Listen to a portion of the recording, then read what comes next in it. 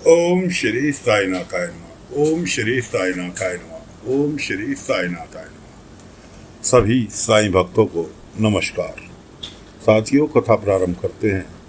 जैसा कि पिछले भाग में आपको बताया था, सुनाया था कि गणपत बाबू जो हैं इस्तीफा देने जा रहे हैं कल्याण, जहां उनका कलेक्टर साहब का ऑफिस है।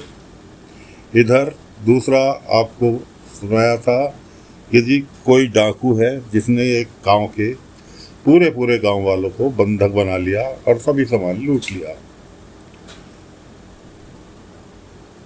उस गांव में से गांव था लोणी गांव।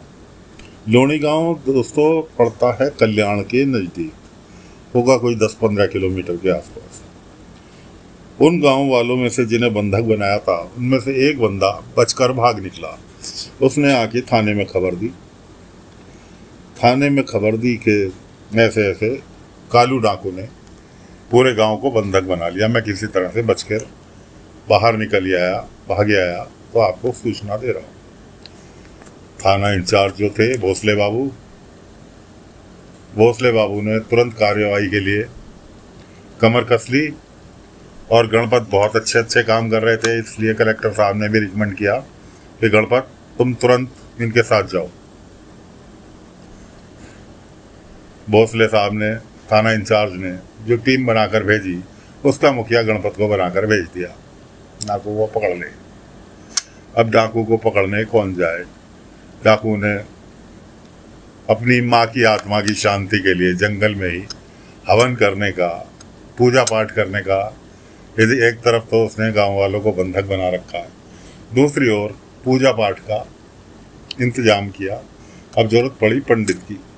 गांव वालों ने पंडित का पता बताया, पंडित को बुलाया गया। वो पंडित लग गया इनके पुलिस वालों के हाथ कि जी ऐसे ऐसे बुलाया है। अब पंडित की जाने में हवा खराब हो रही कि डाकू हैं, मार डालेंगे।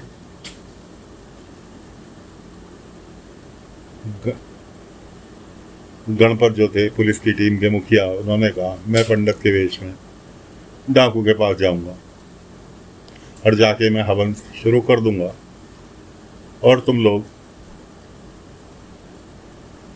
मेरे पे नजर रखना, और जैसे ही मैं हवन शुरू करूं तुम आकर चारों तरफ से घेर लेना।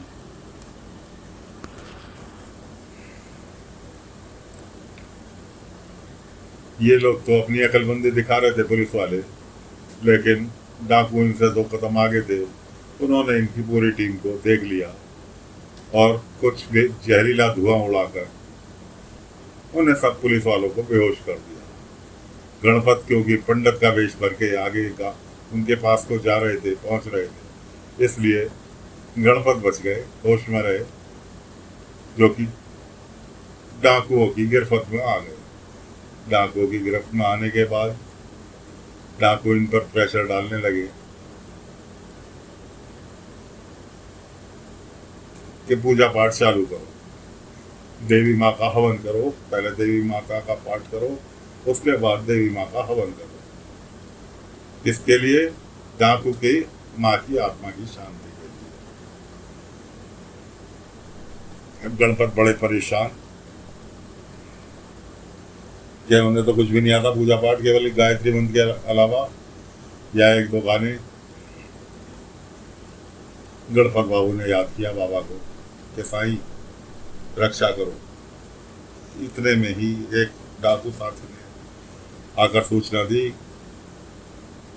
कि सरदार, हमें चारों तरफ से पुलिस ने घेर लिया, लेकिन घबराने की बात नहीं, मैंने सबको बेहोश कर दिया और उनके पेड़ से उनके हाथों के जरिए बांध दिया। अब गणपत बाबू पे प्रेशर, पूजा पाठ चालू कर, पूजा पाठ चालू कर। लेकिन गणपत को कुछ आए तो वो पूजा करे। इतने में कोई उसकी माँ की दीवी निशानी थी डाकू की, जो कि वहाँ लूटपाट करते समय कहीं अंगूठी गिर गई थी, उसकी माँ की दीवी, वो उसे ढूंढने में लगा हुआ था। बाबा अचानक प्रकट हुए। बाबा को तो हर जगह की खबर रहती थी। प्रकट हुए, दो चार उपदेश दिए डाकू को, अंगूठी इसके हाथ में थमाई और बाबा फिर गए। इधर गणपत याद कर रहे हैं बाबा को। अब डाकू को संदेह हो गया कि पंडित ना होकर पुलिस वाला है जो भी पंडित के वेश में आया, और गणपत अपने आप को पंडित बताया जा रहा है। डाकू ने कहा गणपत से, अगर तुम वास्तव में पंडित हो तो साबित करके बताओ, कुछ तो आता होगा, कुछ तो होगा, ये साबित करके बताओ अगर तुम वास्तव में पंडित हो। अब गणपत ने याद किया बाबा को। बाबा प्रकट हुए सामने आसमान में, बाबा की छवि गणपत को नजर आई। बाबा ने कहा, मैंने तुम्हें स्तुति लिखने के लिए कहा था प्रभु, स्तुति लिखने के लिए काम सौंपा था जो कि तुमने अभी पूरी नहीं की, लेकिन जितनी भी आती है वही तुम्हारा सहारा बने। बाबा इतना कह के फिर अंतर ध्यान हो गए, बादलों में के बीच से प्रकट हुए थे। दोस्तों, बाबा अपनी वही द्वारकामाई में बैठे हैं, लेकिन मदद करने के लिए गणपत के पास पहुंच जाते हैं आसमान में एक छवि के रूप में, और साक्षात गणपत को संदेश सुनाई देता है। और गणपत ने अपना गाना गाना चालू कर दिया, जो भजन वो गाता था। भजन गाते गाते डाकू भी हृदय पसीज गया। उधर बाबा फिर दोबारा प्रकट हुए डाकू के सामने, और डाकू को उसका आईना दिखाया कि तुम अपनी माँ से नफरत करते हो। क्यों करते हो नफरत? बाबा ने उसकी माँ को उसके सामने प्रकट किया, माँ से उसकी बातचीत कराई, और नतीजा ये निकला कि डाकू का बाबा ने हृदय परिवर्तन कर दिया और डाकू अपने आप को सरेंडर करने के लिए तैयार हो गया। डाकू सरेंडर करने के लिए तैयार हो गया। सभी जितने पुलिस वाले बेहोश थे सब उठकर आए और बाबा गायब हो गए। सब उठकर आए। डाकू गणपत से कहने लगा, तुम मानो मत मानो, अब तो मुझे पता चल ही चुका है, क्योंकि मुझे साईं ने बता दिया कि तुम हवलदार गणपत हो और मैं तुम्हारे आगे सरेंडर कर रहा हूँ, मुझे थाने ले चलो। उस अपने साथियों को भी उसने राजी किया कि भाई जो भी हमें सज़ा मिलेगी उसके बाद हम अपना जीवन सज़ा काटने के बाद एक शरीफ आदमी की तरह मेहनत करके रोटी कमाएंगे और गुजारा करेंगे। अब गणपत ने जो देखा, जितने भी पुलिस वाले इसके साथ आए थे बेहोश थे, सबके कपड़ों पर राख लगी हुई थी। तो दोस्तों, बाबा जाते जाते सभी को ऊदी छिड़क कर सभी के ऊपर, और खुद अपना वापस द्वारकामाई पहुंच गए और वहाँ अपना ध्यान मग्न हो गए। और गणपत समझ गया कि हाँ, ये बाबा का ही चमत्कार है जो कि वह यहाँ प्रकट हुए। सभी पुलिस वालों को बेहोशी से होश में लेकर आए। अब पहुँचते हैं गणपत बाबू सभी डाकुओं को लेकर कल्याण कलेक्टर ऑफिस।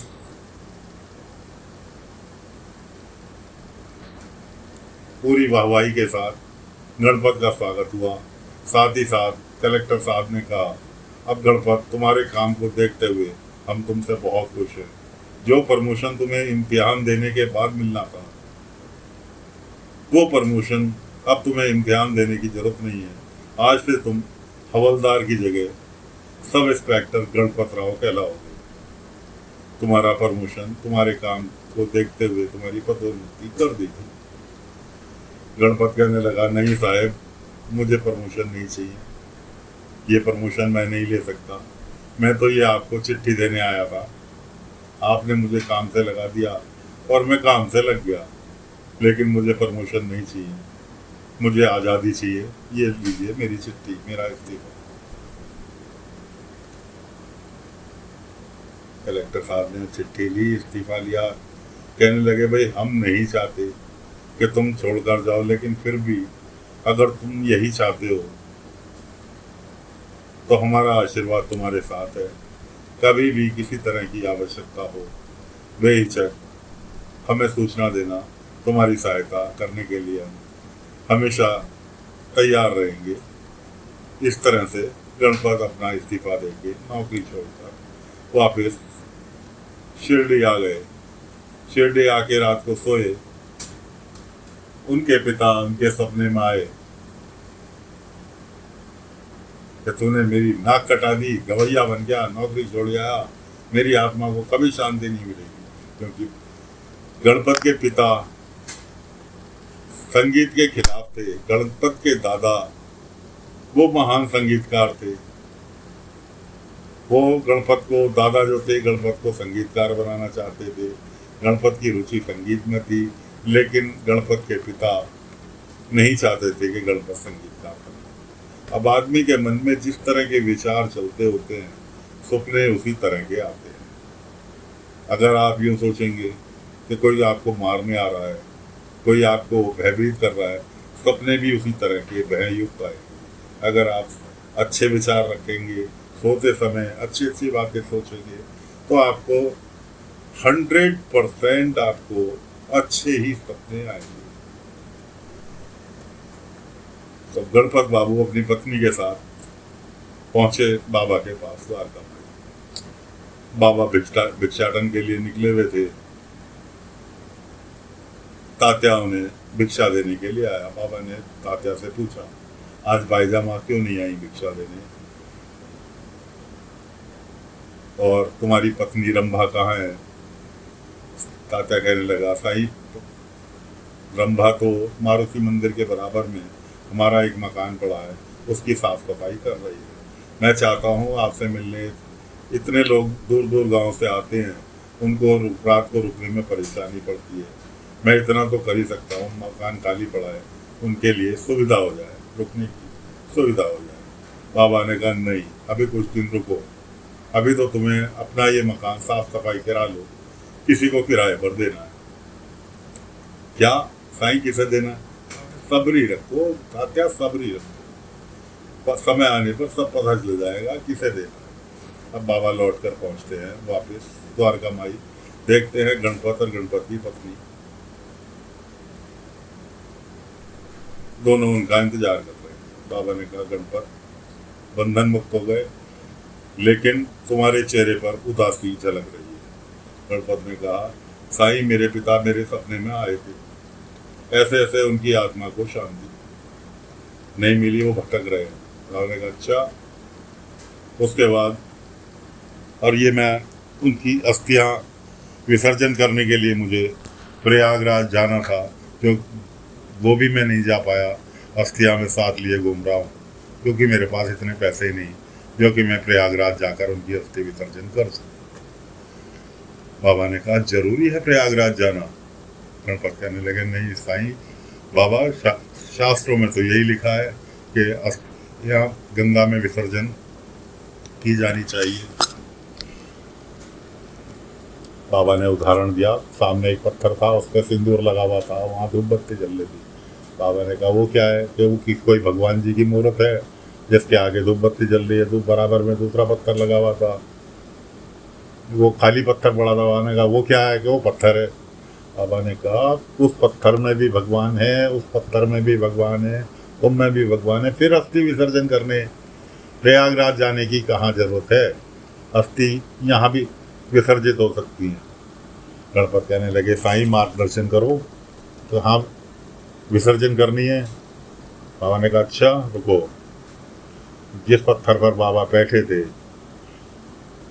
वहीं पर बाबा ने अपना सीधा पैर जमीन में मारा, और वहाँ एक बड़ी मोटी पानी की धार वहाँ से निकली, और द्वारका माई से जो बाहर बही, तो द्वारका माई के आंगन पूरा गंगा का रूप ले लिया।